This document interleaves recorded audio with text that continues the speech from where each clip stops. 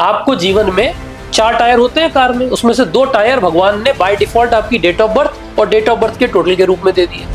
आजाद America के इतिहास में पिछले 150 सालों में 70% टाइम वो व्यक्ति राष्ट्रपति के चुनाव जीते हैं जिनके नाम में ज्यादा वॉवल्स हैं। तो भारत के साथ सौभाग्य यह रहा है कि भारत की जो भी कुंडली आती है, जो भी हमारे यहाँ देश के टॉप के जो लीडरशिप है, टॉप ब्रास है, आप देखेंगे कि ज्यादातर उनकी कुंडली में शुक्र डोमिनेंट होता है, वीनस डोमिनेंट होता है। अखिलेश यादव जी की सिर्फ फैन फॉलोइंग नहीं, उनकी यूथ फॉलोइंग बहुत स्ट्रांग है। आप देखेंगे जो प्रदेश का युवा है, जेनजी कह सकते हैं, जो वो बहुत हद तक अखिलेश जी को पसंद करता है। और पसंद सिर्फ इसलिए नहीं कि वो स्वयं एक युवा नेता है, बल्कि इसलिए कि उनकी जो सोच है बहुत डायनेमिक दिखती है। तो Yogi Adityanath ji has a very long way to play internationally. सिर्फ मैंने प्रदेश की बात नहीं करी, मैंने अंतरराष्ट्रीय बात करी। तो यहाँ पर हम देख रहे हैं कि योगी आदित्यनाथ जी को राष्ट्रीय और अंतरराष्ट्रीय पटल पर भारत के लिए बहुत महत्वपूर्ण पद पर बैठना है और देश के लिए बहुत बदलाव लाने। नमस्कार, पॉडकास्ट विद श्रुति में आपका स्वागत है। क्या सच में हमारी किस्मत पहले से लिखी होती है या हम खुद अपनी किस्मत को बदल सकते हैं? ग्रह, नक्षत्र, कुंडली, राशि ये आपके जीवन को कितना प्रभावित करती है? ये तमाम ऐसे सवाल हैं जिनका जवाब हर कोई जानना चाहता है और आज इन्हीं तमाम सवालों के जवाब आज ढूंढेंगे अपने इस खास पॉडकास्ट में। आज हमारे साथ हैं जाने माने एस्ट्रोलॉजर आदित्य पांडे जी। आदित्य, बहुत बहुत स्वागत है आपका आज के इस पॉडकास्ट में। बहुत लंबे समय से आपसे कांटेक्ट कर रहे थे कि आप हमारे पॉडकास्ट में आए और आज देखिए आप आ गए हैं। और सवाल बहुत है मेरे पास, सिर्फ ये मेरे सवाल नहीं है, कुछ ऑडियंस के भी। हमने ऑडियंस से भी कहा था कि उनके कुछ सवाल आपके लिए हो तो वो बताएं। तो कई सवाल आज हम लेके आए हैं, तो हम चाहते हैं कि आज अपने जवाबों से आप उन लोगों को थोड़ा सा रिलैक्स तो मिलेगा ही आज। हाँ जी, बिल्कुल प्रयास करेंगे, संतुष्ट करने का प्रयास करेंगे, क्योंकि जरूरी है कि ज्योतिष हमेशा साइंटिफिक रूप से अपने आप को वैलिडेट करे और जरूरी है कि जो भी सवाल लोगों के हो उनका सही समय पर उत्तर भी दिया जाए ताकि वो संतुष्ट हो और दिमाग में किसी प्रकार के भी वहम ना आए। तो आदित्य, हम शुरू कर रहे हैं। तो ये सबसे पहला जो मैंने अभी इंट्रोडक्शन में एक बात बोली थी कि किस्मत को लेकर, तो वाकई में ये सच है कि किस्मत सब पहले से लिखी होती है और हम इसको चेंज कर सकते हैं? पहली बात तो ये कि भाग्य जो है ये 2 पार्ट में बना हुआ है। नंबर 1 बना हुआ है कि आपका प्री अलॉटेड डेस्टिनी, वो आपको मिलता है आपके जन्म से। जैसे कि कोई बच्चा जन्म लेता है अंबानी जी के यहाँ, तो फिर उसके भाग्य में है कि उसको सोने की चम्मच मिलेगी, उसको लग्जूरियस लाइफस्टाइल मिलेगी। और एक बच्चा जन्म लेता है जाके किसी ऐसी माँ के यहाँ जो बेचारी अगले दिन सुबह निकल जाती है सोचने के लिए कि मुझे भिक्षाटन करना पड़ेगा और शायद बच्चे के लिए दूध भी अरेंज करना होगा। ऐसे में यहाँ पर भाग्य का रोल है। पर आप देखेंगे कि यहाँ पर हमारे पास ऐसे भी एग्जाम्पल हैं जहाँ इसी परिवार के 2 भाई जब बंटवारा हुआ पिता के देहांत होने पर तो दोनों को बराबर हिस्सा मिला, परंतु दोनों अपने अपने कर्म से अलग अलग दिशा में बढ़ गए। आज की तारीख में एक बैंकरप्सी की कगार पहुंच गया और दूसरा सफलता के शिखर पे पहुंच गया। तो इसलिए यहाँ पर भाग्य और कर्म दोनों का कॉम्बिनेशन चलेगा। डॉक्टर साहब, ये कहते हैं कि जो कुंडली जो होती है वो इंसान की लाइफ का ब्लूप्रिंट होती है, क्या ये सच है? बिल्कुल सच है, क्योंकि कुंडली बताएगी आपके जीवन में कब कौन सी दिशा आपको पकड़नी है। दशाएं आपकी दिशा को निर्धारित करेंगी और ये भी बताएंगे कि आप कब कौन सी किस दिशा में सही कर्म करके लाभ पाएंगे। ओके, तो अगर कुंडली इंसान की बनी होती है उससे उसके बारे में जानकारी मिल सकती है? जी बिल्कुल, बहुत से ऐसे लोग हैं जिनकी कुंडली नहीं है, वहाँ हाथ से भी देखा जा सकता है। अच्छा, कुंडली को लेकर भी ये कहा जाता है कि कुंडली सही होनी चाहिए। कई लोग कहते हैं कि समय जो जन्म का समय है उससे कुंडली का निर्धारण होता है, कुछ नाम से भी करते हैं और इन्हीं चीजों को लेकर बहुत मिथ भी है। डॉक्टर साहब, तो क्या लगता है कि अगर सही कुंडली किसी व्यक्ति की बननी हो तो कैसी होनी चाहिए और इसके लिए क्या इन्फॉर्मेशन जरूरी है? सबसे पहले तो जरूरी है कि कुंडली में हमें सही डेट ऑफ बर्थ पता हो, उसके बाद सही जन्म समय पता हो और तीसरी बात जन्म स्थान की सटीक जानकारी। कारण कि जैसे मान लीजिए जन्म होता है दिल्ली जैसे शहर में, तो अगर किसी का जन्म हो पड़पड़गंज में और किसी का जन्म हो नेताजी सुभाष प्लेस में, तो दिल्ली इतना बड़ा है कि इसी में कोऑर्डिनेट्स गलत हो जाएंगे। ऐसे में जरूरी है कि हमारे पास एग्जैक्ट हॉस्पिटल की भी अगर कोऑर्डिनेट हो तो बहुत अच्छा है। आजकल ज्यादातर बच्चों का जन्म हॉस्पिटल में होता है। ऐसे में मैं कहता हूं कि आप अपने हॉस्पिटल के नाम से एक्यूरेट कुंडली बनवाइए, उसके बाद आपके जीवन की लगभग हर घटना उसमें आपको दिखाई देगी।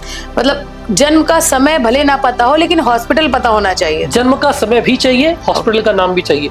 जन्म का समय हम रेक्टिफाई कर सकते हैं क्योंकि कालिदास ने उत्तर कालामृत में ऐसे फॉर्मूले दिए हैं जिससे निकाला जा सकता है कि जिस समय जातक का जन्म हुआ था उस समय ओटी में कितने पुरुष कितनी महिलाएं। अच्छा, उस जमाने में दिया होता था तो दिए में तेल कितना बाकी है ये भी लिखा होता था कि आधा तेल था, पौना तेल था, तेल खत्म हो रहा था या तेल पूरा था। ये भी पता होता है कि बच्चे या बच्ची के जन्म के समय उसके कितने रिश्तेदार वहां मौजूद थे, कितने पुरुष कितनी महिलाएं। इवन माता का सर किस दिशा में था ये भी कुंडली निर्धारित करती है। उत्तर कालामृत जो पुस्तक है जिसके कि लेखक माने गए हैं कालिदास जी, कालिदास जी ने ऐसी पुस्तक लिखी है जिसमें आपके जन्म का समय निर्धारित करा जा सकता है, ये बताया जा सकता है कि जन्म के समय माता का सिर किस दिशा में था। इतनी एक्यूरेसी पॉसिबल है अगर हम उत्तर कालामृत से कालिदास द्वारा दिए गए फॉर्मूले से लग्न शोधन और जन्म समय का शोधन कर दें। अच्छा, तो एक एक सेकंड मतलब बहुत एक्यूरेट कीमती है, बहुत क्योंकि कीमती कई है। बार बहुत बात होती है, लोगों से बात होती है तो वो ये बोलते हैं कि आपने शायद कुछ सेकंड ऊपर नीचे कर दिए, इससे पूरी आपकी हिस्ट्री ज्योग्राफी सब चेंज हो गई जीवन की। बिल्कुल, आप ऐसे समझ सकते हैं जैसे आप देखते हैं ट्विंस बच्चे हैं, हाँ। उनके जन्म के बीच में जो समय का अंतर होता है वो शायद कुछ बहुत मिनट कम में नहीं होता है, हाँ, होता, बहुत कभी कम। कभी सेकंड में होता है। बिल्कुल। परंतु उनके जीवन में जो घटनाएं हैं उनमें बहुत अंतर आ जाता है। और वो अंतर इसलिए आता है क्योंकि यहाँ पर हम गणना सिर्फ लग्न कुंडली की नहीं करते, हम लग्न कुंडली के 60th डिवीजन जिसको हम बोलते हैं D60 षष्ठ्यांश वहां की करते हैं जो कि लगभग हर 45 सेकंड में बदल जाता है। ओके, अच्छा डॉक्टर साहब, एक बहुत ही जेन्युइन सवाल है जो आजकल हर कोई जानना चाहता है। मुझे लगता है कि हर तीसरे में दूसरा व्यक्ति जो है वो डिप्रेशन, एंजाइटी, तनाव इन सब का शिकार है। फिर वो जाता है ज्योतिष के पास और इसकी समस्या का हल जानना चाहता है। ज्योतिष इसको तमाम अलग अलग रत्न धारण करने को कहते हैं, कुछ कुंडली के उसे कहते हैं। तो ये क्या इस टाइप से जो केसेस आते हैं, सबसे ज्यादा आजकल किस तरह के केसेस आ रहे हैं आपके पास? चंद्रमा मनसो जातः चक्षो सूर्यो अजायता, ऐसा श्लोक है पुरुष सूक्त में। यानी कि चंद्रमा को मन का कारक बोला गया, तो हमारा जो मन मस्तिष्क है उसको कंट्रोल करने वाला है चंद्रमा। ऐसे में अगर कुंडली में चंद्रमा है डिस्प्लेस्ड, आप देखेंगे कि 2001 के बाद से जो कुंडलियां आ रही हैं हमारे पास, यानी हम पिछले 26 साल में अगर बात करें तो वो जो कुंडलियां आ रही हैं उसमें हम देख रहे हैं राहु प्रधानता है। राहु प्रधानता कैसे जाना जाता है कि आप देखेंगे राहु को हम बोलते हैं टेक्नोलॉजी का ग्रह। Okay. आप रियलाइज करिए 2001 के पहले टेक्नोलॉजी बड़ी स्लो थी, हाँ। VCR था, DVR था, अचानक बड़ी तेजी से टेक्नोलॉजी में चेंज आया। ये जो टेक्नोलॉजी है ये है राहु, और ये राहु सूर्य के सबसे बड़े दुश्मन है, चंद्रमा के सबसे बड़े दुश्मन है। ऐसे में आप देखेंगे कि ये जो नई जनरेशन आ रही है इसमें राहु केतु बहुत अच्छे हैं इनके, ये लोग बहुत टेकी है, छोटे छोटे बच्चे टेक्नोलॉजी जानते हैं। परंतु चंद्रमा कमजोर हो रहा है, सूर्य कमजोर हो रहा है। सूर्य यानी आंखें, आप देखेंगे आजकल छोटे छोटे बच्चों को चश्मा लग रहा है। ऐसे ही आप देखेंगे कि सबके अंदर एंजाइटी है, सबके अंदर फ्रस्ट्रेशन है, सबके मन में कुंठा भरी हुई है, एंजाइटी डिसऑर्डर्स हैं। उसका सबसे बड़ा कारण यही है कि चंद्रमा सबका कमजोर हो रहा है, डिस्प्लेस्ड हो रहा है। अच्छा डॉक्टर साहब, अभी आपने राहु का नाम लिया, ये शनि और राहु ये दो ऐसे नाम हैं, मुझे लगता है इनसे हर कोई घबराता है। तो क्या मानते हैं दोनों में खतरनाक कौन है और क्या इनसे घबराना ठीक है? पहली बात तो शनि और राहु से घबराना बिल्कुल नहीं है। दूसरी बात, मैं अभी सौभाग्य से नवग्रह मंदिर है हमारे घर में, अच्छा। वहां खड़ा था तो मैंने देखा नवग्रह भगवान है। मैंने देखा सबसे ज्यादा जो पूजा हो रही है वो हो रही है शनि भगवान की, राहु भगवान की, केतु भगवान की। तो हमने रियलाइज किया कि बाकी भगवान जो सौम्य हैं वो कहीं ना कहीं शराफत में पीछे रह जाते हैं। जो एग्रेसिव वाले उनकी पूजा भी ज्यादा हो रही है। क्यों? खुश, ताकि वो खुश रहे, ताकि वो प्रसन्न रहे, वो पीड़ा ना दे। ये बिल्कुल ऐसे है कि आदमी चाहता है कि उसके घर में अच्छी हवा आए ना आए, गंदी हवा ना आए। तो चूंकि शनि राहु केतु ये ऐसे ग्रह हैं जो कि आपके जीवन को बुरी तरह से इम्पैक्ट कर सकते हैं, और वो इम्पैक्ट किसी भी हद तक जा सकता है। अच्छा। आप देखेंगे अगर किसी की कुंडली में शनि खराब है तो वो 7.5 में परेशान करेगा, फिर लघु कल्याणी ढैया, फिर कंटक शनि, हर 30 साल में उस व्यक्ति के 12.5 साल बर्बाद हो जाएंगे। तो उसके जीवन में बचा क्या? बिल्कुल वैसे राहु केतु हर 18 महीने में ट्रांजिट करते हैं। अब पता चला कुंडली में अगर राहु केतु खराब है तो वाणी खराब हो गई, हेयर लॉस जल्दी हो रहा है, माताएं बहनों में PCOD PCOS हो रहा है, पेट संबंधी कष्ट है। तो ये सारे कष्ट देने वाले हैं राहु केतु। राहु कर्जे के कारक है, तो राहु के नाम पे आप कह सकते हो डर ज्यादा है। और दुर्भाग्य यही है कि दुनिया में मैं हमेशा बोलता हूँ, भय की दुकान हर इंडस्ट्री में चलती है। तो कहीं ना कहीं शायद ये भी एक कारण है कि उनके नाम पे बहुत ज्यादा भय फैलाया जाता है, जो कि नहीं फैलाया जाना चाहिए।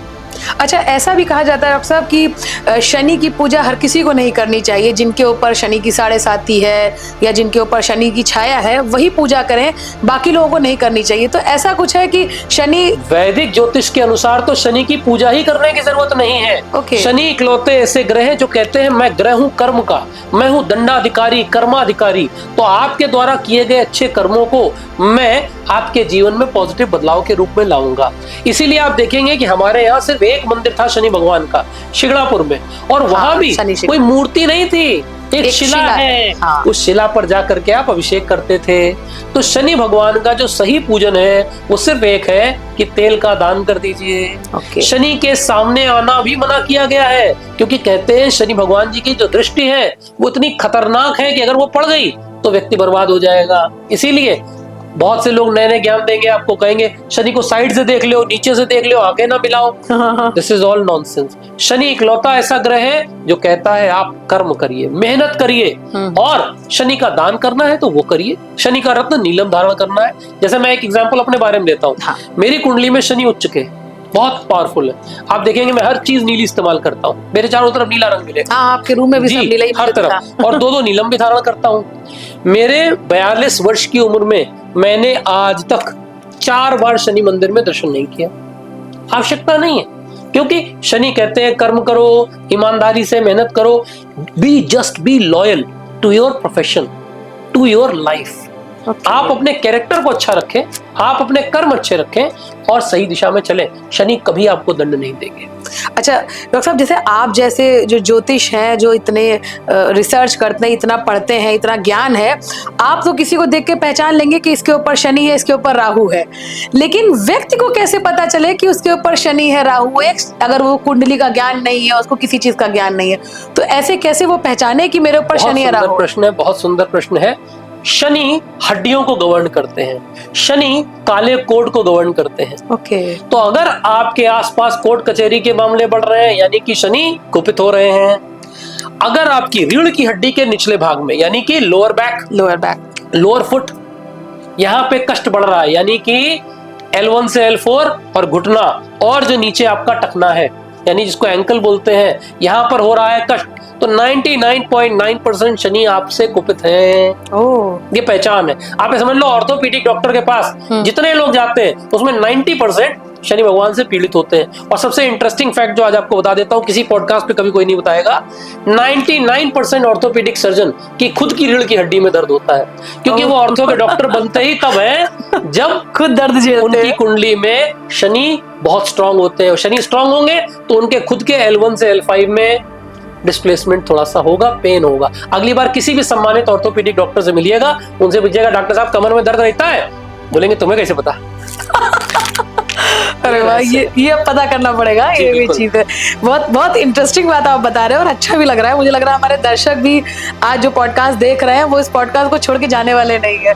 अच्छा डॉक्टर साहब, ये जैसे आपने बात बताई शनि और राहु इन सब के बारे में, क्या जो बीमारियां होती हैं व्यक्ति में, जैसे आपने कहा कि घुटने में दर्द है, ये दर्द है, तो उनको जैसे गंभीर बीमारियां, कैंसर और उससे ज्यादा गंभीर बीमारियां होती हैं, ये भी ग्रहों और इनकी वजह से ही होती हैं, इन्हीं की कमियां? आप समझिएगा, ये इतना महत्वपूर्ण है कि जो मॉडर्न साइंस है, मॉडर्न मेडिकल साइंस, इसके जो पितामह कहे जाते हैं वो कहे जाते हैं हिपोक्रेट्स।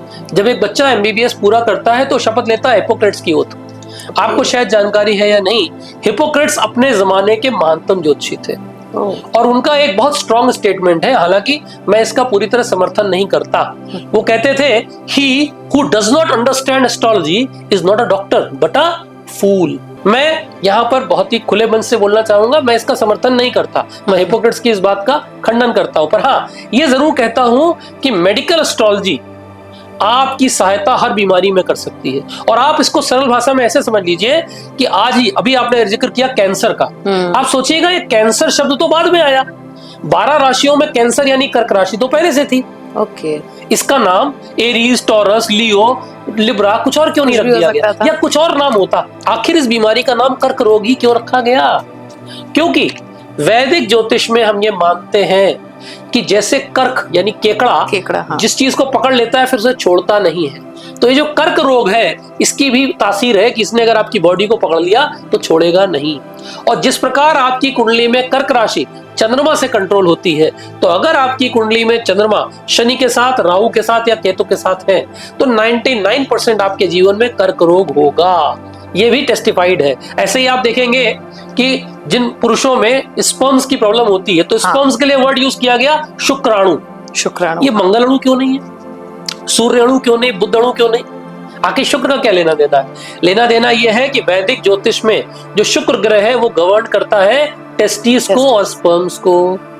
तो टेस्टिकल से रिलेटेड ग्रह शुक्र के अणु क्या है? शुक्राणु।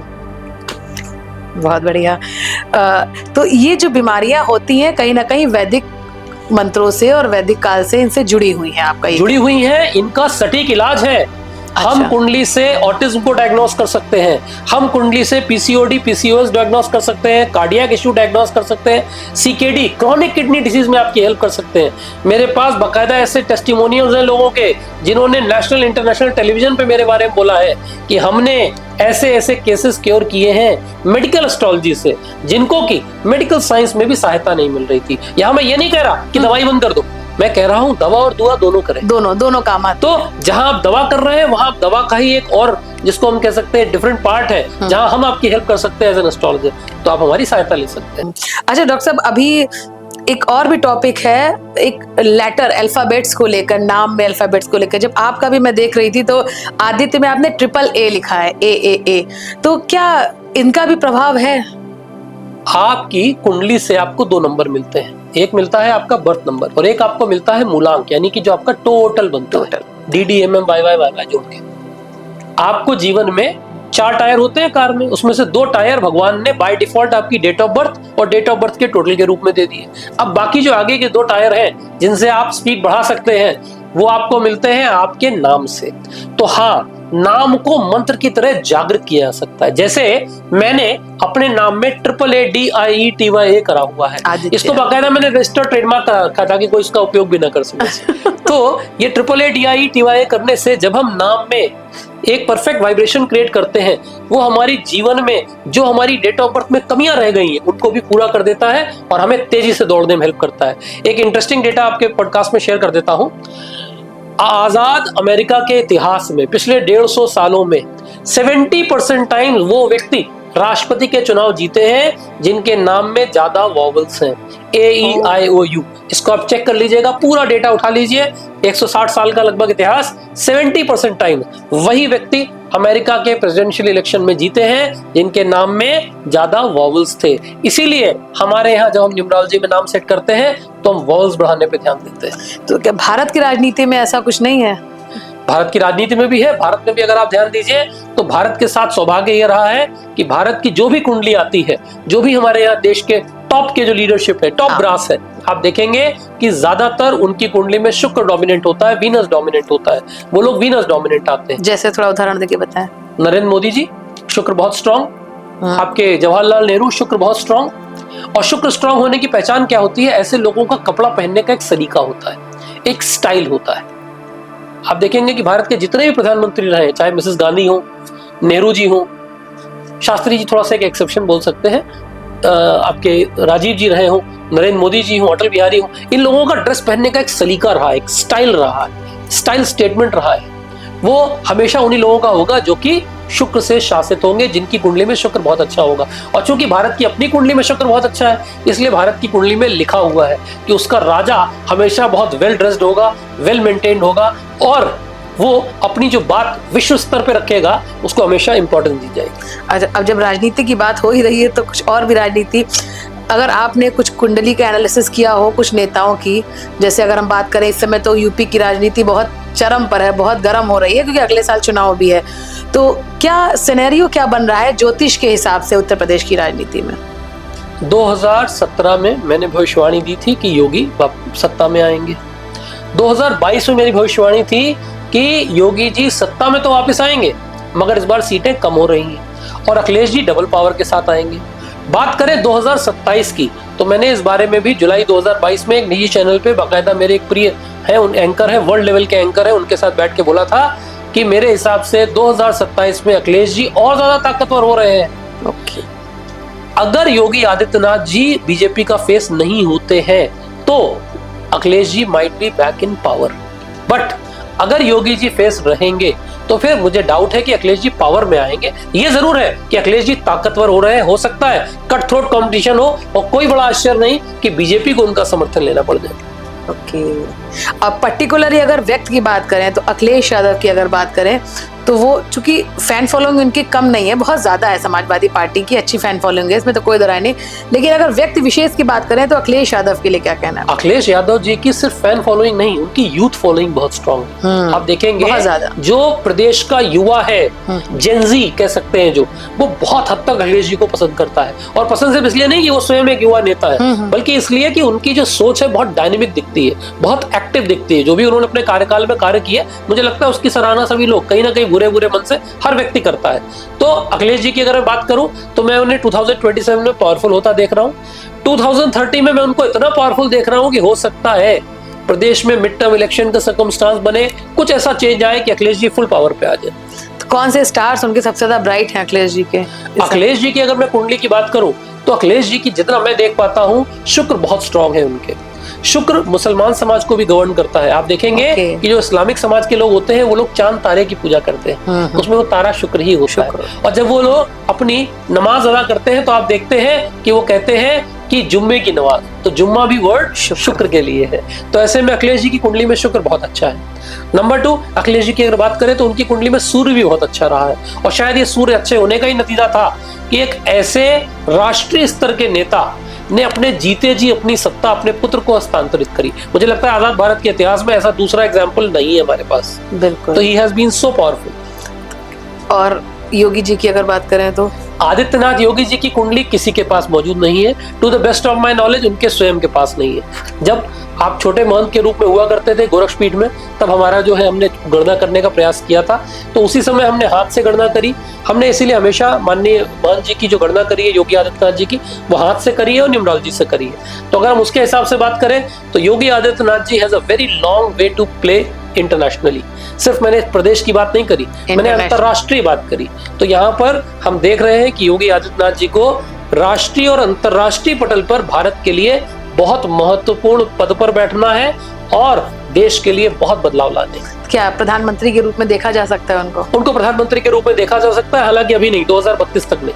2032 तक। नरेंद्र मोदी के लिए थोड़ा सा बताइए, उनके लिए क्या कहेंगे? हाँ, नरेंद्र मोदी जी के बारे में मैंने सबसे पहली बार जब ये पावर में आए थे तभी प्रेडिक्शन दिया था। 2019 में जब 3 राज्यों में, मैं जहां तक मुझे याद है, बीजेपी की सरकार नहीं आई थी, तब मैंने बोला था कि 2/3 मेजोरिटी के साथ आएंगे। और जुलाई 2022 में उसी निजी चैनल पर मेरे प्रिय जो एक शिष्य हैं, अंतर्राष्ट्रीय ख्याति प्राप्त एंकर है, उनके साथ उन्होंने मुझसे प्रश्न पूछा था कि कहाँ देख रहे हैं आप मोदी जी को, तो मैंने कहा था 2024 में मोदी जी सत्ता में वापस आएंगे, मगर कम सीटों के साथ, जो कि लोगों को थोड़ा अविश्वसनीय लग रहा था अयोध्या जैसी इतने बड़े इवेंट के बाद। हालांकि मेरा ये मानना है, मैं फिर बोलूंगा, मोदी जी 2024 वाला अपना जो ये कार्यकाल है 99.9% पूरा नहीं करेंगे। क्यों नहीं करेंगे मुझे नहीं पता, पर पूरा नहीं करेंगे। ऐसा क्यों लगा आपको? ऐसा इसलिए लगता है कि उनके स्वास्थ्य की दृष्टि से मुझे लगता है कि कुछ चेंजेस आएंगे और राजनीतिक रूप से भी कुछ बहुत बड़ा बदलाव आने वाला है भारत में, जिसके कारण वो प्रधानमंत्री पद छोड़ देंगे। डॉक्टर साहब, आपने कहा कि मोदी जी अपना कार्यकाल पूरा नहीं कर पाएंगे, तो अगर मोदी जी नहीं कर पाएंगे तो फिर कौन? अगर मोदी जी सत्ता में नहीं टिकेंगे तो मेरा ये मानना है कि मैं 3 ऐसे नाम देखता हूं जो कि मुझे दिखते हैं, पर ध्यान रखिएगा उसमें मैं अमित शाह जी को नहीं देख रहा। अच्छा। पहला जो मैं नाम देखता हूं वो है नितिन गडकरी, दूसरा मैं देखता हूं देवेंद्र फडणवीस जी को, और तीसरा मैं देखता हूं अश्विनी वैष्णव जी को। ये 3 ऐसे नाम हैं जो मुझे ऐसा दिखता है कि भारत की राजनीति में अब शिखर पर बढ़ते हुए दिखेंगे। किसी महिला का नाम नहीं देखा आपने? महिलाओं में ऐसा नहीं है कि नहीं है, पर अभी महिला प्रधानमंत्री भारत में नहीं दिख रही है। ओके। तो इसलिए मैं इस समय उसके बारे में नहीं देख पा रहा हूँ। अच्छा, एक ये भी कहा जाता है राजनीति में बहुत तेजी से जो नेता बहुत ज्यादा नाम और फेम वाले हुए हैं, लेकिन जहां तक उनको पहुंचना था वहां तक पहुंच नहीं पाए, बहुत जल्दी ही सत्ता से हट गए, वो जिस पावर में थे वहां से हट गए। तो उसके पीछे क्या कारण रहते हैं? देखिए, होता क्या है कि ये जो राज सत्ता है इसमें सूर्य का बड़ा महत्व है, तो सूर्य के कारण ये सत्ता पे पहुंचते हैं। परंतु सूर्य का सबसे बड़ा दुश्मन है राहु। राहु तंत्र का कारक भी होता है। तो कभी कभी ईश्वर न करे सफलता के शिखर पे जो ये लोग बैठे हैं, इनके जीवन में भी तंत्र का बड़ा असर होता है। अच्छा। सोचिए कि अगर प्रमोद महाजन जी आज जीवित होते तो क्या बीजेपी की वो छवि होती जो आज है? क्या वो लोग जो आज बीजेपी में टॉप पे दिख रहे हैं, इनमें से कोई होता? शायद कोई भी नहीं होता। बिल्कुल। ऐसे ही सोचिएगा कि माधवराव सिंधिया जी जीवित होते, राजेश पायलट जीवित होते, सुषमा स्वराज, बहुत से अचानक जिनकी डेथ हुई, अनटाइमली डेथ हुई। कभी कभी तो ये कॉज्ड होती है उनकी कुंडली से, कभी कभी ऐसी चीजों में तंत्र का भी बहुत बड़ा रोल होता है। राजनीति में भी तंत्र होता है? बहुत होता है, राजनीति में सबसे ज्यादा होता है। आप कह सकते हैं तंत्र की राजनीति है। अरे इतना ज्यादा प्रयोग होता है, अच्छा। इतना ज्यादा होता है कि जितने भी राजनेता हैं वो किसी न किसी तंत्र पीठ से अवश्य जुड़े हैं। कई बार हम लोगों ने भी देखा है कि चुनाव की तारीख आने वाली है और वो कैंडिडेट है और बहुत बड़े पद पे है, कहीं के मुख्यमंत्री या कुछ, चुनाव के रिजल्ट आने से पहले और रात में तंत्र साधना करते हैं। ये थोड़ा सा बिल्कुल होता है, क्योंकि देखिए तंत्र किसी भी कार्य को सिद्ध करने का easiest, fastest and most effective method है। तो ऐसे में तंत्र की शरण में सभी आते हैं। आप देखेंगे हमारे यहाँ दतिया पीठ है, हमारे यहाँ नलखेड़ा में एक पीठ है, माता पीताम्बरा का पूजन बहुत होता है और मैया महाकाली जी का भी पूजन बहुत होता है। तो तंत्र साधना, चाहे वो कामाख्या जी वाली हो, कामरूप कामाख्या की, और चाहे वो हो मैया पीताम्बरा माँ बगलामुखी की, बहुत प्रयोग किए जाते हैं। तांत्रिक प्रयोग अपनी हद से आप सोच सकते हो ज्यादा होते हैं। उस समय जितने भी हमारे आचार्य जो कि माँ बगलामुखी का पूजन करते हैं ना, वो सब आप समझ लो बिजी हो जाते हैं, पैक्ड हो जाते हैं। अच्छा, तो चुनाव के समय तंत्र विद्या भी और जो ये सब बहुत एक्टिव हो जाती है। एक्टिव हो जाता है क्योंकि कारण है कि सफलता के शिखर पर तो एक ही व्यक्ति पहुंचेगा ना, बाकी जो सब पीछे रहने। तो कंपटीशन हर लेवल पे होता है। आप जनता से भी कर रहे हैं अपना कि जनाधार मजबूत हो, आप आर्थिक रूप से भी अपने आप को पावरफुल करना चाह रहे हैं, आप राजनीतिक और सामाजिक रूप से भी और आध्यात्मिक रूप से भी। अच्छा डॉक्टर साहब, कहा जाता है तंत्र विद्या और इन चीजों के लिए भी एक समय होता है, मिडनाइट को माना जाता है कि सबसे उपयुक्त समय रहता है। ऐसा कुछ होता है कि किसी समय? बिल्कुल होता है, बहुत सही प्रश्न पूछा है। पहली बात तो तंत्र जो है वो हमारे वेदों में लिखा है, यंत्र मंत्र तंत्र। तो तंत्र होता है, होता था और होता रहेगा। दूसरी बात, तंत्र करने का जो सबसे शुद्ध या पवित्र मुहूर्त बोला गया है, वो बोला गया है महानिशीत काल। महानिशीत काल शुरू होता है ज्यादातर मध्य रात्रि से 45 मिनट पहले। तो इसीलिए आप देखेंगे कि जितनी भी तंत्र साधनाएं हैं, तांत्रिक क्रियाएं हैं, वो सब की जाती हैं रात्रि के समय ही। तो रात के समय सबसे ज्यादा तंत्र एक्टिव होता है, आपका ये कहना है। अच्छा, जब तंत्र का नाम आता है तो एक मंदिर है, उसका नाम सबसे पहले आता है, कामाख्या मंदिर। बिल्कुल आता है। क्या है उसका रहस्य, बताइए। पहली बात तो मैया का जो कामरूप कामाख्या है वो हमारे शक्तिपीठों में से एक है। ये वो शक्तिपीठ है जहां पर मैया का जो योनि वाला भाग है वो गिरा था, और तंत्र में योनि का महत्व सर्वाधिक माना गया है। जैसे जब तंत्र प्रारंभ होता है तो तुरंत गोत्र पूछा जाता है। गोत्र अर्थात कि आपकी जन्म किस माता और पिता से हुआ है वो पूछा जाएगा और गोत्र पूछा जाएगा। तंत्र में पिता का नाम महत्वपूर्ण नहीं है, किसी की भी माँ के नाम से ही तंत्र किया जाएगा। तो ऐसे में योनि का महत्व तंत्र में सर्वाधिक है। और चूंकि हम मानते हैं कि कामरूप कामाख्या वो स्थान है जहां मैया का योनि वाला अंग जो है वो गिरा था, ऐसे में आज भी तंत्र का प्रधान पीठ माना जाता है कामरूप कामाख्या को। और कामाख्या जी में की गई तांत्रिक साधना बाकी धरती के किसी भी हिस्से से 1008 टाइम ज्यादा पावरफुल है। इसीलिए अभी हम मनाने वाले हैं अम्बुबाची का बहुत जो विशेष पर्व है, हाँ, वो बहुत शक्तिशाली समय होगा। क्या वो अम्बुबाची का जो समय होता है तंत्र साधना के लिए सबसे उत्तम समय माना जाता है? आप कह सकते हैं बेस्ट ऑफ द बेस्ट। कारण क्या है कि जैसे हमारे यहाँ माताएं बहनें पीरियड्स के दौरान ब्लड उनकी बॉडी से निकलता है, बिल्कुल वैसे ही हम मानते हैं कि ये वो समय होता है जब 3 दिन के लिए मंदिर के कपाट बंद कर दिए जाते हैं, मंदिर के अंदर सारे दीपक शांत कर दिए जाते हैं, अंधेरा कर दिया जाता है और एक बहुत सुंदर सा श्वेत वस्त्र डाल दिया जाता है कामाख्या वाले स्थान पर जहां पर मैया का योनि स्थान है। और 3 दिन बाद जब कपाट खुलते हैं तो वो वस्त्र रक्त रंजित होता है, यानी कि उसका रंग बिल्कुल लाल, सुर्ख लाल हो जाता है। ऐसा लगता है कि जैसे खून बहा है उसके ऊपर।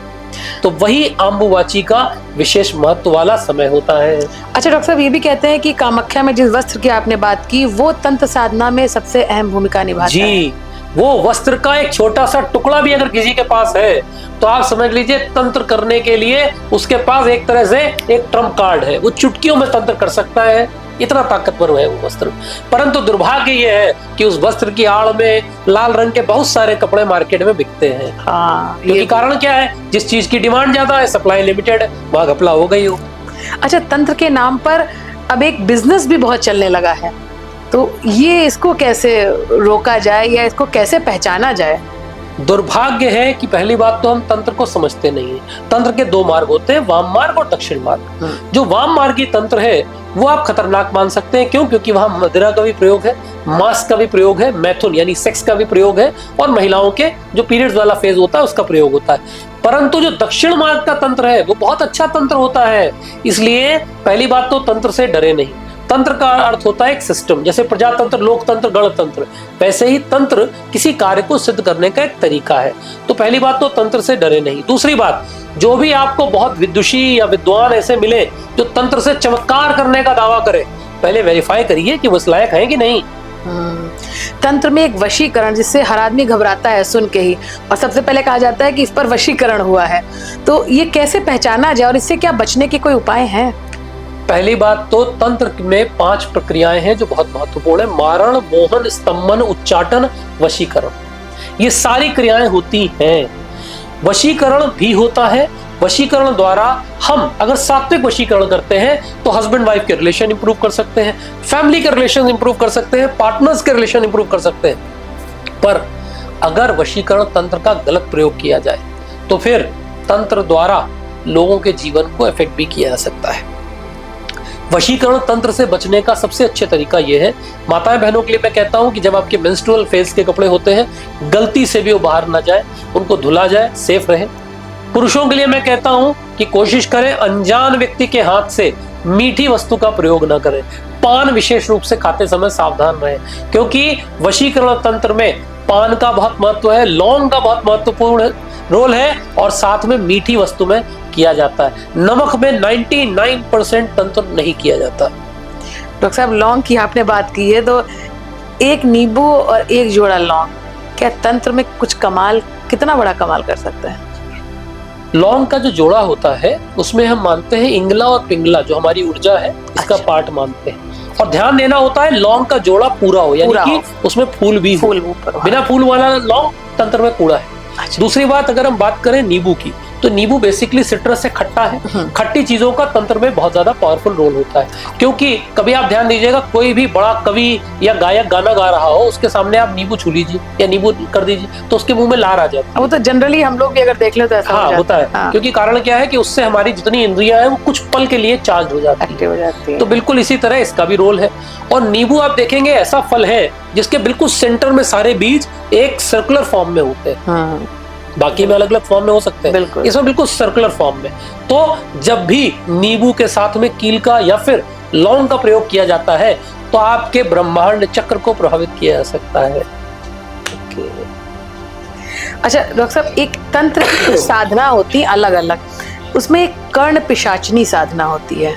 हम जानना चाहेंगे 2 तरह की, कर्ण पिशाचनी और एक 1.5 फुटिया, जो अभी मैंने एक रिसर्च भी किया है। उसमें कोई एक गांव है, मयोंग गांव, आपके कामाख्या के पास पड़ता है, वो सबसे ज्यादा वहाँ ये साधना की जाती है। थोड़ा इसके बारे में बताइए। पहली बात तो बात आती है कर्ण पिशाचनी की। तो हम ये मानते हैं वाम मार्ग पे जब मैया की साधना करते हैं तो कुछ पिशाचनी शक्तियां भी हैं, जिसमें से एक है कर्ण पिशाचनी। कर्ण पिशाचनी आपके कान के पिछले भाग में यहाँ पर बैठती है, कान के पीछे। हाँ, इसीलिए जितने भी कर्ण पिशाचनी के साधक हैं थोड़ी थोड़ी देर में अपने बाल ऐसे ऐसे हिलाते रहेंगे या फिर ऐसे ऐसे बाल सेट करते रहेंगे।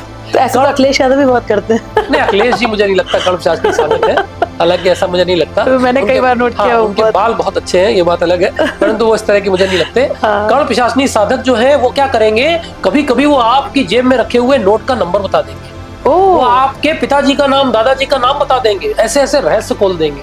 परंतु ध्यान रखिएगा, जो ये साधना करता है, कर्ण पिशाचनी का कोई भी साधक भविष्यवाणी नहीं कर सकता। अच्छा। वो सिर्फ प्रेजेंट और पास्ट बताने की ताकत रखता है। फ्यूचर नहीं बता सकता, क्योंकि कण पिशाचनी जो शक्ति है उनके पास वर्तमान और पास्ट के डेटा का एक्सेस होता है।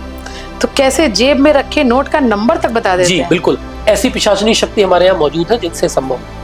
अच्छा, और दूसरी अब आपने पूछा एक और बहुत बढ़िया प्रश्न कि 1.5 फुटिया क्या होता है। तो अपने यहाँ क्या होता है कि सनातन धर्म में जो बच्चों का यज्ञोपवीत नहीं हुआ, जनेऊ नहीं हुआ, ज्यादातर हम लोग उनको धरती में गाड़ देते थे या फिर उन बच्चों को हम लोग जो है भू विसर्जन कर देते थे। तो ऐसे बहुत से बच्चे होते हैं जो नवजात शिशु हैं, कभी कभी ईश्वर न करे जन्म होते ही मृत्यु हो गई, तो बच्चे 1.5 फुट या 1.5 फुट के आकार के होते हैं। इनकी प्रेत आत्मा को प्रयोग करके तंत्र साधना में एक ऐसी क्रिया है, कपाल क्रिया द्वारा उसको जागृत किया जा सकता है और उसका दुरुपयोग किया जाता है। पर मैं आपको बता दूं, पहली बात तो इस तरह के साधक इस देश में मेरी जानकारी में बहुत गिनती के हैं। अच्छा, दूसरी बात, 1.5 फुटिया के नाम पे सिर्फ मूर्ख बनाया जा रहा है। मैंने तो यहाँ तक सुना था, पीछे कोई बता रहा था कि एक जनाब है जो किराए पे देते हैं 1.5 फुटिया, आप ले जाइए अपना काम करवा के ले आइए। ये सब नॉनसेंस है, कोई भी वेरीफाइड नहीं है, कोई भी टेस्टिफाइड नहीं है, इसलिए इस पर बिल्कुल ट्रस्ट मत करिए। और ये काली गुड़िया का क्या रहस्य है? वुडू या काली गुड़िया बेसिकली क्या है, देखिए तंत्र दुनिया के हर समाज में, चाहे आप इस्लाम में जाइए वहां भी उसको मानते हैं, जिन्नात बोलते हैं, भूत प्रेत पिशाच। आप बात करें क्रिश्चियनिटी की तो वहां पे सुकूबी, इनकूबी, फंटाजमा, सैटन सब कुछ होता है। तो उनके यहाँ से ये कल्चर आया और हमारे यहाँ भी आया। हमारे यहाँ पुतला क्रिया बोलते थे इसको। तो होता क्या है, काले रंग के वस्त्र से एक पुतला बनाया जाता है, ज्यादातर ये गुड़िया जैसा दिखता है। अगर उसको जागृत कर लिया जाए और उसको प्रॉपर विधि विधान से प्राण प्रतिष्ठा कर लिया जाए तो आप ये समझ लीजिए, आप उसके दाहिने हाथ में सुई लगाएंगे तो जिस जातक के लिए आपने जागृत किया है उस जातक के दाहिने हाथ में दर्द होगा, उसकी गर्दन ऐंठेंगे तो इस व्यक्ति को सर्वाइकल का पेन होगा। क्या ये अभी भी होता है? ये सब सारी क्रियाएं आज भी धरती पर होती हैं, भारत में भी होती हैं। अफ्रीका जाइए, अफ्रीका में बहुत गंदे गंदे तंत्र होते हैं। अमेरिका जाइए, वहां बहुत गंदे तंत्र होते हैं। हमारे यहाँ कामाख्या जी में बहुत सारे तांत्रिक हैं जो खूब क्रियाएं करते हैं। देखिए, यंत्र मंत्र तंत्र ये तीनों विधान है पूजन करने के, ये थे, ये हैं, ये रहेंगे। अगर ये नहीं होते तो आप सोचिए, हमारे यहाँ सिद्ध कुंजिका स्तोत्र है दुर्गा सप्तशती में, उसमें कहते हैं मारोलम बोहनम पश्चिम स्तंभन उच्चाटन आदिकम। क्यों बोला? होता था तभी तो बोला ना। और बोला भी किसने? शिव ने। महादेव, देवों के देव महादेव, भूतनाथ प्रेतनाथ जब स्वयं कहते हैं तो इसका मतलब ये चीजें थी, हैं और रहेंगी। अच्छा, आजकल आदमी दो चीजों से परेशान है, अच्छा जीवन साथी और दिमाग में शांति। तो अच्छे जीवन साथी के लिए जो लोग परेशान हैं, जिनकी मैरिड लाइफ अच्छी नहीं चल रही है या रिलेशनशिप अच्छी नहीं चल रही है, वो क्या कुछ ऐसी साधना या कुछ पूजा ऐसी कर सकते हैं जो वो इससे थोड़ा बच जाए या उनको रिलैक्स मिले इससे? बिल्कुल कर सकते हैं। मैं हमेशा बोलता हूँ कि दुनिया में अगर कोई परफेक्ट पेयर है जिनकी मैरिड लाइफ परफेक्ट है तो वो है देवों के देव महादेव और मैया महाकाली, या फिर आप उन्हें शिव पार्वती भी कह सकते हैं। वो अर्ध नारीश्वर रूप में रहते हैं। तो यदि आपकी भी मैरिड लाइफ में तनावपूर्ण स्थिति है या फिर आपकी मैरिज में है कोई बाधा, तो आप देवों के देव महादेव का पूजन करें, मैया पार्वती का पूजन करें। कहीं कहीं हम लोग गौरी शंकर कवच का भी प्रयोग करते हैं, जिससे कि विवाह में आ रही सभी बाधाएं दूर हो जाती हैं। स्टूडेंट्स के लिए क्या है कि स्टूडेंट अगर फोकस करे अपनी पढ़ाई को लेकर, अपने करियर को लेकर कॉन्शियस है, तो उसको क्या करना चाहिए? किनकी पूजा करने चाहिए, या कोई ऐसा मंत्र हो जिसके जाप से वो अपने आप को फोकस कर सकता है पढ़ाई में? बहुत सुंदर प्रश्न है, क्योंकि आजकल डार्विन की theory survival of the fittest हर जगह लगी हुई है। तो ऐसे में बच्चों में भी कंपटीशन बहुत है। एग्जैक्टली। हम मानते हैं कि प्रथम पूज्य गणाधिपति गणपति एक दंत वक्रतुंड रिद्धि सिद्धि के दाता है, शुभ लाभ के दाता है, और साथ में कुंडली में जो आपका बुध ग्रह है जो कि कंट्रोल करता है आपकी मेमोरी को, आपकी वाणी को, आपकी कम्युनिकेशन स्किल्स को, उसके दाता कौन है? स्वयं गणपति जी प्रथम पूज्य। तो कोशिश करें कि गणेश जी का पूजन करें, गणेश जी को दूर्वा चढ़ाएं। गणेश जी का एक बहुत पवित्र रूप है जो हम अक्सर आपको देते हैं, हम सभी अपने शिष्यों को देते हैं, वो है श्वेतार्क गणपति। श्वेतार्क गणपति प्रयोग करें। नहीं है घर में गणेश जी हैं, गणेश जी को दूबा चढ़ाइए, गणेश जी का मंत्र बोलिए, ओम गंग गणपति नमः, और गणपति गायत्री मंत्र ओम एक दंताय च विद्महे वक्रतुंडाय धीमहि तन्नो दन्ते प्रचोदयात्। इस मंत्र का पाठ करिए, कंसंट्रेशन बढ़ेगा, वाणी बढ़ेगी, कम्युनिकेशन स्किल बढ़ेगी। अच्छा डॉक्टर साहब, अभी हम लोग बात कर रहे थे तंत्र साधना की, इन सब चीजों की। शमशान की जब बात आती है वहां आदमी जाने से घबराता है और ईश्वर ना करे किसी को वहां जाना पड़े। लेकिन अभी जब मैं आई आपका पॉडकास्ट करने तो घर के बाहर नेम प्लेट लगी थी, उस पर लिखा था शमशान। पहले तो देख के थोड़ा शॉक्ड हुई मैं, लेकिन ये मन में जिज्ञासा थी कि आपसे सवाल करेंगे कि क्यों ये नाम क्यों चुना आपने। नमामि शमशान निर्वाण रूपम, यानी हम पूजा करते हैं उनकी जो शमशान में रहते हैं। हमारी मैया महाकाली को कहा जाता है शमशान वासिन्य, और मैंने अपने जीवन में सिर्फ 2 ही शक्तियों की पूजा की है, एक मेरी मैया महाकाली और देवों के देव महादेव। तो फिर जब मुझे घर का नाम रखना था तो मेरे पास 2 ऑप्शन थे। अगर मेरा मकान पहाड़ पे होता तो मैं उसका नाम कैलाश रख देता, परंतु चूंकि मेरा नाम जो घर है वो गोमती मैया के तट पे है, तो फिर मेरे मन में आया नाम रखना शमशान वासिन्य धाम। और सौभाग्य से इस मकान का जो नंबर है, अगर आप ध्यान देंगे, वो भी है 108। सनातन में हम 108 को सर्वाधिक महत्व देते हैं। मेरा हमेशा ये मानना है कि शमशान से ज्यादा पवित्र स्थान इस सृष्टि में शायद कोई नहीं है। कभी ध्यान दीजिएगा, बड़े से बड़े लालची, लोभी, मौका परस्त भी जब पहुंच जाते हैं शमशान में तो कैसे बात करते हैं, अरे भाई सब मिथ्या है, सब बेकार है, ये पैसा किस काम का, 200 करोड़ का आदमी देखो लेटा है 6 फुट पे।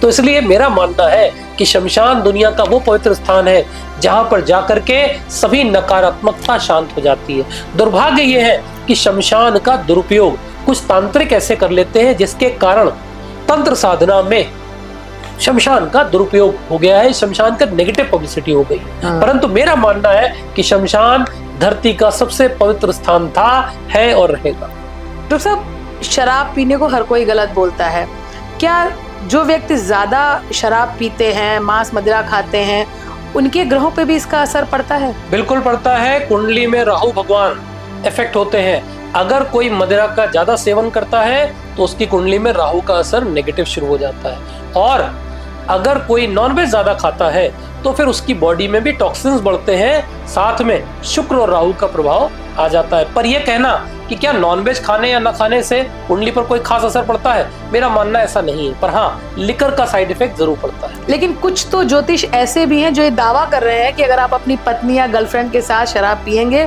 तो शुक्र मजबूत करेंगे।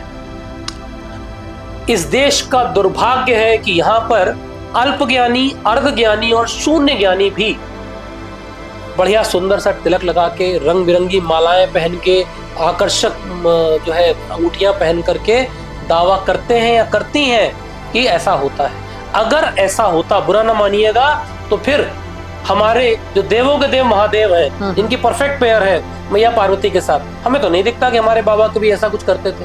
हमने तो नहीं सुना कि राधा कृष्ण ऐसा करते थे। ऐसा कभी सुना नहीं। मेरा मानना है ये पूरी तरह से एक नॉनसेंस है, मैं इसका खंडन करता हूँ। अच्छा, कुछ लोग तो ये कहते हैं चूंकि भोलेनाथ भांग पसंद करते हैं और ये सब पसंद करते हैं, इसलिए वो पीने से हमें भी उसका प्रताप मिलेगा। तो ये सब, भोलेनाथ भांग पसंद इसलिए नहीं करते कि वो कोई भंगेड़ी या गंजेड़ी। भोलेनाथ नीलकंठ है। अगर आपकी भी क्षमता हो, पहले जहर को अपने कंठ में धारण कर लो, उसके बाद उस जहर को शांत करने के लिए आप भी ले लो भांग, हमें कोई समस्या नहीं, क्योंकि वो हलाहल विष धारण किए हुए हैं। भांग और धतूरा उस विष के प्रभाव को कम करता है। कहीं ये नहीं दिखाया गया कि भांग की अधिकता के कारण देवों के देव महादेव ने अपने चरित्र में कोई बदलाव लाया। यहाँ तो लोग, मैंने देखा है, शराब निकालते हैं, भांग निकालते हैं, इसे 3 बार निकाल देते हैं। ये क्या कर रहे हैं? कह रहे भगवान को चढ़ा रहे हैं। हमने क्यों, भगवान की पार्टी है तुम्हारे साथ में बैठ के पी रहे थे। ये क्यों किया जाता है? सब बकवास, दिस इज ऑल मिथ। कहीं नहीं लिखा, कौन से धर्म ग्रंथ में लिखा है? मैं तो यहाँ तक कहता हूँ, ऐसे विद्वान है जो कहते हैं मंगलवार और शनिवार नहीं पीता हूँ। मैंने कहा क्यों रहम कर रहे हो भगवान के ऊपर? भगवान ने कहा ना पियो, जब पीना है तो रोज पियो। भाई नहीं पीना है तो बिल्कुल मत पियो। क्यों पी रहे हो? आप अपने शरीर को तो हानि दे रहे हो। तामसिकता मना की गई थी। सात्विक जीवन, सात्विक आहार हमारे जीवन का हिस्सा है। आप सात्विक रहिए, क्या समस्या है? अच्छा डॉक्टर साहब, अभी जैसे बात हुई मिथ की और उसकी, तो कुछ तो ऐसे एस्ट्रोलॉजर्स भी हैं जो ये दावा कर रहे हैं कि वो ट्रम्प को वशीकरण कर लेंगे। मेरा ये मानना है, अगर ऐसी कोई विद्वान विदुषी या ऐसे विद्वत जन इस देश में हैं, तो मेरा हाथ जोड़ के उनसे अनुरोध है कि वो तत्काल ये कर लें और इसके लिए वो किसी से ना पूछें। डॉक्टर आदित्य पांडे एक काम जरूर करेंगे। मैं साल में लगभग 1 करोड़ रुपए इनकम टैक्स जीएसटी खर्च करता हूँ, देता हूँ सरकार को। तो मैं वो 1 करोड़ रुपए का चेक बना दूंगा उन तांत्रिक के नाम, आप उनको दे दीजिए। परंतु बस ध्यान ये रखें कि वो ट्रंप का वाकई वशीकरण कर लें और करने के बाद पूरे विश्व में शांति स्थापित हो जाए, जो वर्ल्ड इकोनॉमी सफर कर रही है वो ना करें। अगर ऐसा हो सकता है बहुत अच्छी बात है, बिल्कुल कर दो, लेकिन मेरा मानना ऐसा नहीं हो सकता। लेकिन वशीकरण तो होता है, वशीकरण होता है, वशीकरण का बाकायदा हमारे यहाँ वर्णन है, रुद्र यामल तंत्र में वर्णन है, परंतु वशीकरण करने का जो प्रभाव है वो परमानेंट नहीं रहता। दूसरी बात, वशीकरण ऐसा नहीं होता कि आप यहाँ बैठे बैठे दुनिया में किसी जगह कर दो। अगर वशीकरण हो जाता, बुरा ना मानिएगा, जेलेंस्की जी पुतिन जी का वशीकरण करवा लेते। इजराइल में तो बहुत मुसलमान तांत्रिक हैं, करवा ले वशीकरण ट्रंप अंकल का। लेकिन ट्रंप का कोई कुछ कर नहीं पाता, मतलब ग्रह बहुत स्ट्रांग है ट्रंप के। 2020 में बाकायदा मैंने सोशल मीडिया पे बोला था कि डोनाल्ड ट्रंप सत्ता में वापस आएंगे, और जब वो इस बार आएंगे तो बहुत एग्रेसिव होंगे, बड़े डोमिनेंट होंगे। 2024 में मेरी भविष्यवाणी सत्य साबित हुई, ट्रंप आए हैं। और मेरा ये मानना है, अगर कभी आप ट्रंप का सिग्नेचर देखिए, बहुत एग्रेसिव सिग्नेचर, वो शो करता है कि ये दुनिया के नक्शे को बदलने आए, अमेरिका को नंबर 1 के पद पर वापस रीस्टैब्लिश करने आए, और उसके लिए वो दुनिया में जहां जहां मौका मिलेगा युद्ध करेंगे, तनाव देंगे, पर अमेरिका का वर्चस्व साबित करेंगे। सिग्नेचर की आपने बात की, एक सवाल ये भी है कि सिग्नेचर आपकी सक्सेस को कैसे डिफाइन करेगा? बहुत बढ़िया प्रश्न है। मैं हमेशा कहता हूँ signature is the graph of your life. पहली बात, दुनिया का हर सफल आदमी कभी देखिएगा उनका सिग्नेचर, वो पूरा साइन करते हैं। अमिताभ बच्चन जी ए बच्चन नहीं लिखते, अमिताभ बच्चन लिखते हैं। आदरणीय नरेंद्र मोदी जी पूरा नरेंद्र मोदी लिखते हैं। अब्राहम लिंकन हो या वॉरेन बफे, डोनाल्ड ट्रंप हो या बिल गेट्स, जेफ बेजोस हो या दुनिया का कोई भी अमीर सक्सेसफुल आदमी, वो हमेशा अपना साइन पहली बात तो पूरा करता है। दूसरी बात, वो हमेशा अपना पहला अक्षर बड़ा लिखता है, और इनके सिग्नेचर हमेशा ऊपर की दिशा में उठते हुए होते हैं। कभी मौका मिले तो अडोल्फ हिटलर का सिग्नेचर देखिएगा, क्या शानदार सिग्नेचर है। वो दिखाता है कि कैसे एक साधारण व्यक्ति सफलता के शिखर पे जाता है, फ्यूरर बनता है, और उसके बाद उसका सिग्नेचर देखिएगा नीचे उतर रहा है। स्वयं उन्होंने आत्महत्या करके अपने जीवन का अंत किया, तो वो भी आपके सिग्नेचर में लिखा होगा। अच्छा, सिग्नेचर करने के बाद नीचे लाइन खींचना और एक डॉट लगा देना, क्या वो भी? बिल्कुल। पर्सनालिटी कभी ध्यान दीजिएगा, आप किसी चीज को हाईलाइट करते हैं तो कैसे करते हैं, आप उसको अंडरलाइन कर देते हैं। तो जीवन में जो लोग भी अपने सिग्नेचर के नीचे लाइन करते हैं, वो हमेशा अपने निर्णय को नहीं बदलते, वो निर्णय में अडिग रहते हैं। और जिसने मार दिए 2 डॉट, वो शो करता है कि उनका कॉन्फिडेंस किसी भी हालत में नहीं हटेगा। अगर उन्होंने डिसाइड कर लिया तो कर लिया। डॉक्टर साहब, तंत्र की हम लोग बात कर रहे थे, तो क्या लगता है कि तंत्र में बलि का क्या महत्व है, जो बलि दी जाती है? बिना बलि के तंत्र कभी पूर्ण नहीं होता, चाहे वो वाम मार्गी हो चाहे दक्षिण मार्गी हो। आप ध्यान देंगे, जब हम अपना घर लेते हैं, नई गाड़ी लेते हैं, तो हम नारियल फोड़ते हैं। नरियल यानी वो नर जो पूर्ण नहीं हो पाया, उसके शरीर में 2 आंखें भी हैं, एक मुंह भी है, और अंदर उसके ब्लड भी है, हम उसकी बलि देते हैं ना, तो ये हुई नारियल बलि। बिल्कुल वैसे ही कामरूप कामाख्या में आप देखेंगे पशु बलि आज भी प्रदान। नर बलि के लिए भी बोला जाता है, कामाख्या में नर बलि भी दी जाती थी, ऐसा कुछ? नर बलि के बारे में कहीं भी वैलिडेटेड फैक्ट नहीं है। अच्छा। हाँ, परंतु जहां तक मेरी जानकारी है, इस समय देश भर में कहीं भी नर बलि का प्रावधान नहीं है। कामाख्या के लिए ये भी कहा जाता है कि अगर वहां पर बलि देना खत्म हो जाएगा तो शायद जो उसका पावर है, उस जगह का जो शक्तियां हैं, वो कम होती जाएंगी। बिल्कुल, बिना बलि के शक्ति की साधना हमेशा ही बेकार हो जाएगी, मिथ्या हो जाएगी। जब तक आप बलि नहीं देंगे तब तक तंत्र बेकार है। तंत्र में बलि इज कंपल्सरी। वो बलि चाहे नींबू की हो, वो बलि चाहे नारियल की हो, वो बलि चाहे पशु की हो।